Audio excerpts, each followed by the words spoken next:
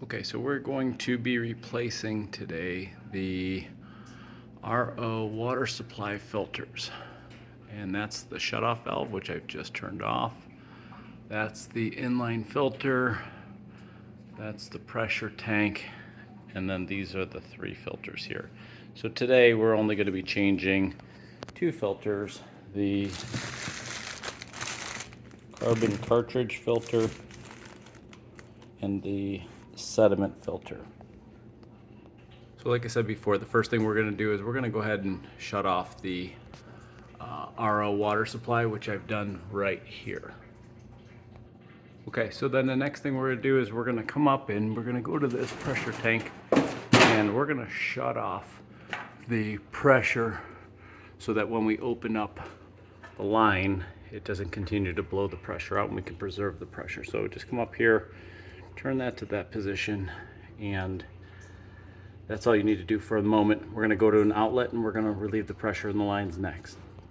Okay, so I'm at the sink. I'm just going to go ahead and open that valve, and I'm going to let the pressure come out of the lines so that when we open up those filters, we won't have that blowing back on us.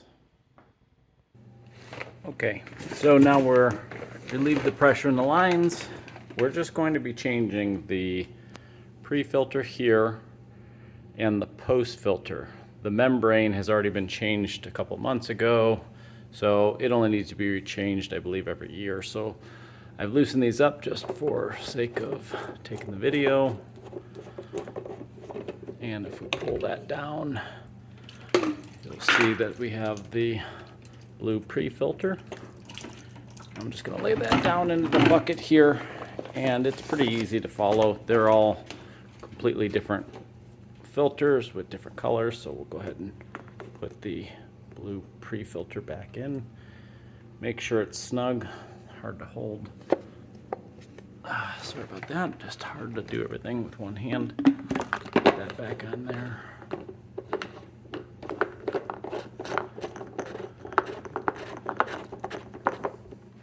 And if you come over to the post filter, and we have to do this because we have a well system, and a lot of times this thing, we can feel the pressure on the RO system start to deplete, and we know it's time to change these filters. So let me just bring that one up there, and you could see all the sediment on that filter, and that filter is supposed to look like that, and so that's why we have the slower pressure. So go ahead and stick the post filter up here.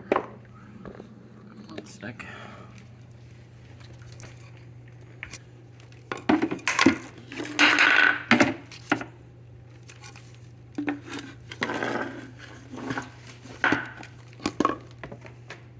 Again, very hard to do with one hand.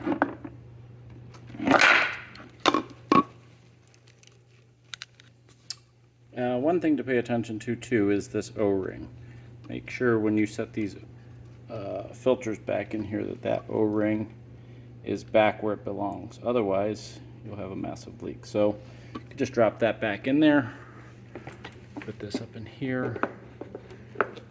And well, if I had two hands, I would just stick the filter in there. Should seat back up.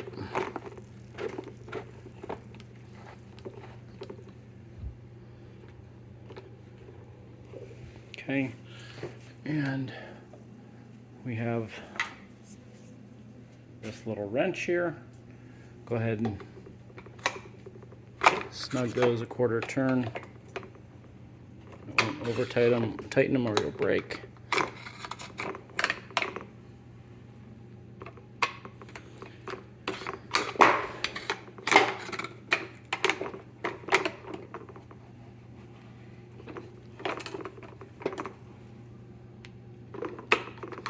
Okay, so filters are changed. There's a spot on here for the pre-filter date, the membrane change date, and the post filter auto. So I'll come and fill those out after. Okay, so do everything in reverse to get everything back on, and I'm going to open up the pressure valve here first, or the bladder on the pressure tank. So let's do that next. I'll crawl up here, open that.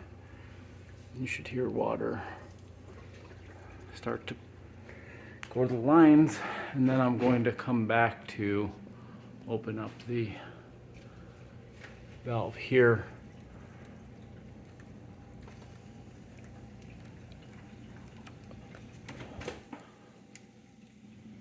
There we go. All right, we'll go check the water here in a sec. Okay, so we're back at the faucet. Turn the faucet back on. And now we have the filter changed. Now it's going to get more pressure as the system starts to build up again. So that bladder that we showed you before will create more pressure as the lines start to fill up. And as you turn this on in the next couple tries, it should get harder and harder. So, okay, thanks.